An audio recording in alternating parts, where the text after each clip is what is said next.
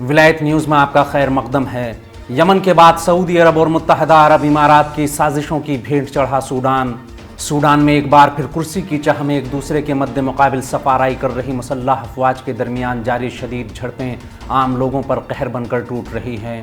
حالات یہ ہیں کہ لاشیں گرتی تو ہیں لیکن انہیں اٹھانے والا کوئی نہیں۔ اقتدار کے لیے سوڈانی فوج اور نیم فوجی دستوں ریپڈ سپورٹ فورسز کے درمیان جھڑپیں جاری ہیں اور یہ سب کیا جا رہا ہے اقتدار کی خاطر۔ ایسے میں سوڈان کے عام لوگ گھروں میں محصور ہو کر رہ گئے اور ہر وقت گولیاں چلنے کی آوازوں کی وجہ سے خوف و ہراس کی فضا قائم ہے۔ فوج اور نیم فوجی دستوں میں جاری اس جنگ کے بارے میں ایک امریکی میگزین نے اہم رپورٹ شائع کرتے ہوئے کہا کہ سوڈان میں جاری اس خانہ جنگی کے اصل بازیگر دو عرب ممالک ہیں جن کے بیچ اس افریقی خطے میں اپنا اثر و رسوخ بڑھانے کی سنگین رقابت جاری ہے۔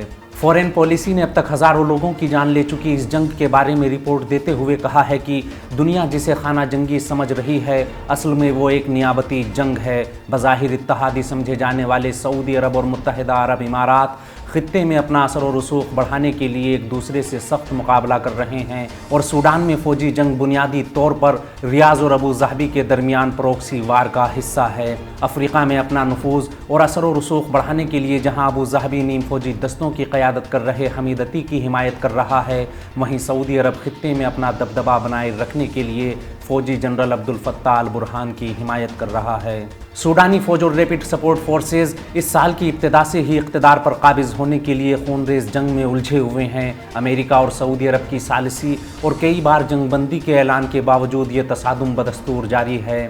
فورن پالیسی کی رپورٹ کے مطابق ریاض اور ابو ظہبی کئی دہائیوں سے بظاہر متحد ہیں لیکن ان کے تعلقات میں ہمیشہ رقابت رہی اور محمد بن سلمان نے متحدہ عرب امارات کے ساتھ مذموم رقابت کو بلند ترین سطح پر پہنچا دیا۔ یمن کے بعد اب سوڈان ان دو عرب ممالک کی رقابت کے سبب آگ اور خون کے دریا میں ڈوبا ہوا ہے۔ یمن میں جہاں سعودی عرب نے مفرور معزول صدر منصور ہادی کی حمایت کی، وہیں ابو ظہبی نے جدائی طلب گروہوں کی کھلم کھلا حمایت کرتے ہوئے ان کی سرپرستی کی۔ اس خبر میں فی الحال اتنا ہی۔ قومی، بین الاقوامی اور عالم اسلام کے اہم حالات سے باخبر رہنے کے لیے ولایت نیوز سے جڑے رہیے۔